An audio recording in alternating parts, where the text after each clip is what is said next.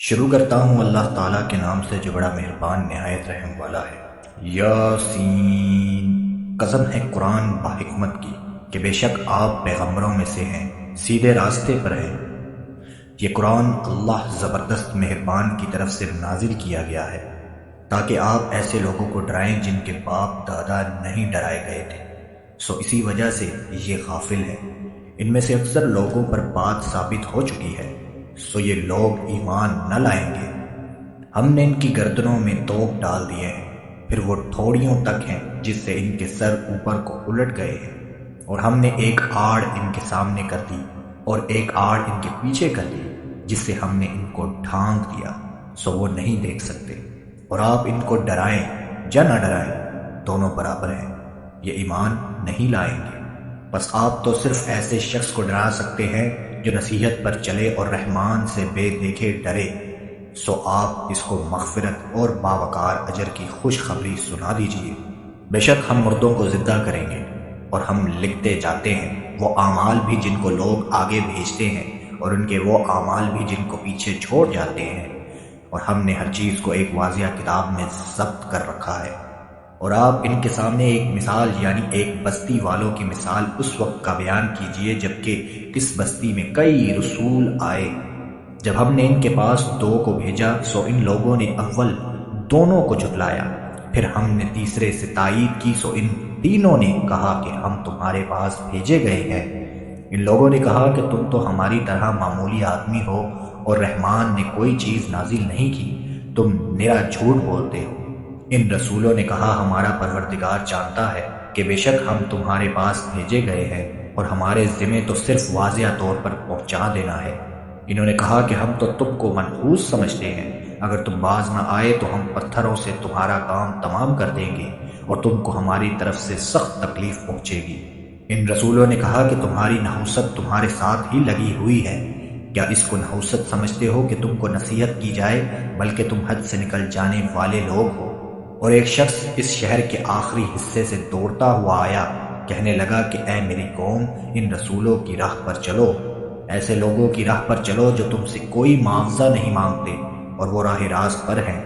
اور مجھے کیا ہو گیا ہے کہ میں اس کی عبادت نہ کروں جس نے مجھے پیدا کیا، اور تم سب اسی کی طرف لوٹائے جاؤ گے۔ کیا میں اسے چھوڑ کر ایسوں کو معبود بناؤں کہ اگر اللہ رحمان مجھے کوئی نقصان پہنچانا چاہے تو ان کی سفارش مجھے کچھ بھی نفع نہ پہنچا سکے اور نہ وہ مجھے بچا سکے، پھر تو میں یقیناً کھلی گمراہی میں ہوں۔ میری سنو، میں تو سچے دل سے تم سب کے رب پر ایمان لا چکا۔ اس سے کہا گیا کہ جنت میں چلا جا، کہنے لگا کاش میری قوم کو بھی علم ہو جاتا کہ مجھے میرے رب نے بخش دیا اور مجھے باعزت لوگوں میں سے کر دیا۔ اس کے بعد ہم نے اس کی قوم پر آسمان سے کوئی لشکر نہ اتارا اور نہ اس طرح ہم اتارا کرتے ہیں، وہ تو صرف ایک روز کی چیخ تھی کہ یکا یک وہ سب کے سب بجھ کر رہ گئے۔ ایسے بندوں پر افسوس، کبھی بھی کوئی رسول ان کے پاس نہیں آیا جس کی ہنسی انہوں نے نہ اڑائی ہو۔ کیا انہوں نے نہیں دیکھا کہ ان کے پہلے بہت سی قوموں کو ہم نے غارت کر دیا کہ وہ ان کی طرف لوٹ کر نہیں آئیں گے، اور نہیں ہے کوئی جماعت مگر یہ کہ وہ جمع ہو کر ہمارے سامنے حاضر کی جائے گی، اور ان کے لیے ایک نشانی خشک زمین ہے جس کو ہم نے زندہ کر دیا اور اس سے غلہ نکالا جس میں سے وہ کھاتے ہیں، اور ہم نے اس میں کھجوروں کے اور انگوروں کے باغات پیدا کر دیے، اور جن میں ہم نے چشمے بھی جاری کر دیے تاکہ لوگ اس کے پھل کھائیں، اور اس کو ان کے ہاتھوں نے نہیں بنایا، پھر کیوں شکر گزاری نہیں کرتے۔ وہ پاک ذات ہے جس نے ہر چیز کے جوڑے پیدا کیے، خواہ وہ زمین کی اگائی ہوئی چیزیں ہوں، خواہ خود ان کے نفوس ہوں، خواہ وہ چیزیں ہوں جنہیں یہ جانتے بھی نہیں۔ اور ان کے لیے ایک نشانی رات ہے جس سے ہم دن کو کھینچ دیتے ہیں تو یکا یک اندھیرے میں رہ جاتے ہیں، اور سورج کے لیے جو مقرر راہ ہے وہ اسی پر چلتا رہتا ہے، یہ ہے مقرر کردہ غالب با علم اللہ تعالیٰ کا۔ اور چاند کی ہم نے منزلیں مقرر کر رکھی ہیں یہاں تک کہ وہ لوٹ کر پرانی ٹہنی کی طرح ہو جاتا ہے۔ نہ آفتاب کی یہ مجال ہے کہ چاند کو پکڑے، اور نہ رات دن پر آگے بڑھ جانے والی ہے، اور سب کے سب آسمان میں تیرتے پھرتے ہیں۔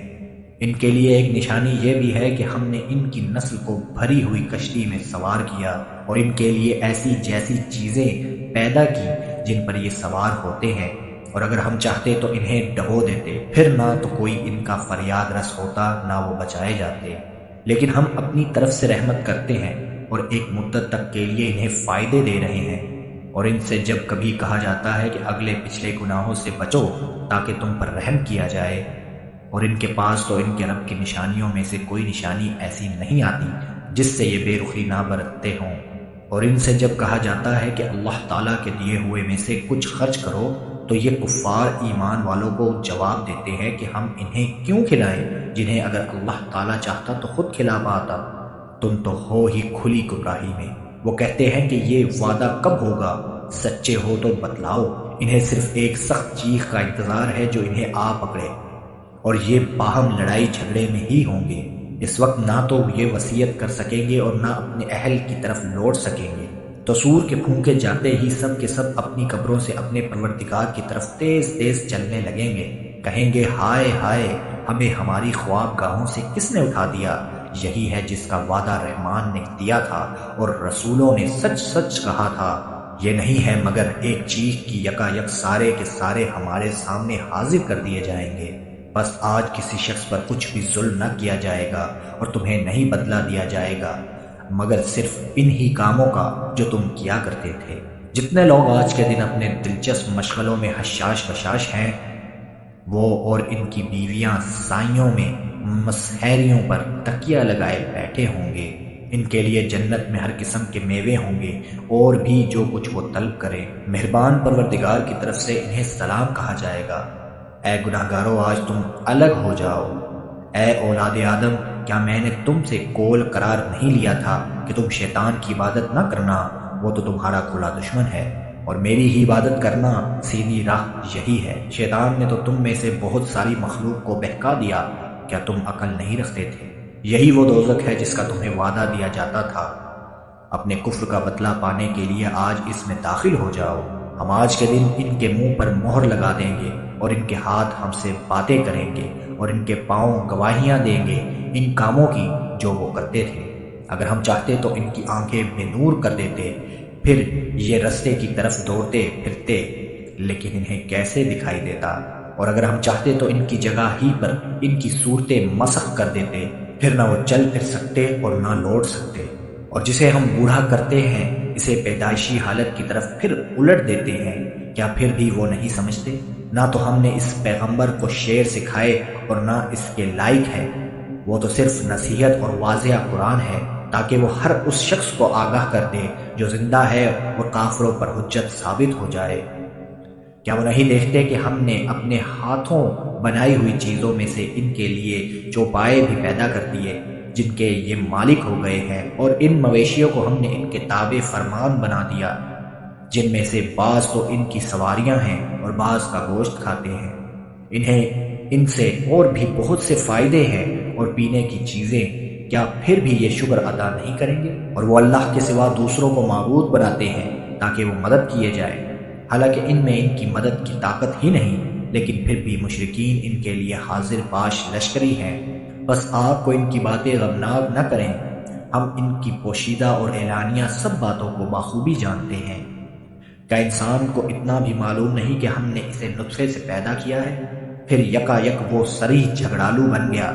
اور اس نے ہمارے لیے مثال بیان کی اور اپنی اصل پیدائش کو بھول گیا، کہنے لگا ان گلی سڑی ہڈیوں کو کون زندہ کر سکتا ہے؟ آپ جواب دیجئے کہ انہیں وہ زندہ کرے گا جس نے انہیں اول مرتبہ پیدا کیا ہے، جو سب طرح کی پیدائش کا بخوبی جاننے والا ہے، وہی جس نے تمہارے لیے سبز درخت سے آگ پیدا کر دی جس سے تم یکا یک آگ سلگاتے ہو، جس نے آسمانوں اور زمین کو پیدا کیا ہے، کیا وہ ان جیسوں کے پیدا کرنے پر قادر نہیں؟ بے شک قادر ہے، اور تو وہی پیدا کرنے والا دانا ہے۔ وہ جب کبھی کسی چیز کا ارادہ کرتا ہے اسے اتنا فرما دینا کافی ہے کہ ہو جا، وہ اسی وقت ہو جاتی ہے۔ بس پاک ہے وہ اللہ جس کے ہاتھ میں ہر چیز کی بادشاہت ہے اور جس کی طرف تم سب لوٹائے جاؤ گے۔